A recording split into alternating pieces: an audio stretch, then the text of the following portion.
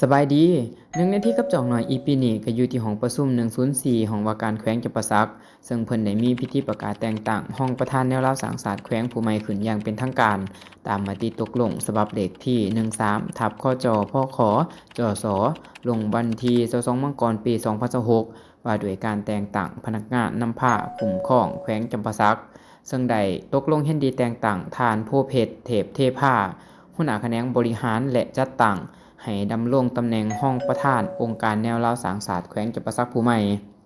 ซึ่งในโอกาสนี้ท่านผู้เพชรเทพเทพาก็ได้กล่าวรับตำแหน่งพร้อมทั้งแสดงความขอบใจต่อความไว้วางใจขององค์การแนวราวสร้างศาสตร์แขวงและคณะนำพร้อมทั้งให้คำมั่นสัญญาว่าจะทุ่มเทแรงกายแรงใจ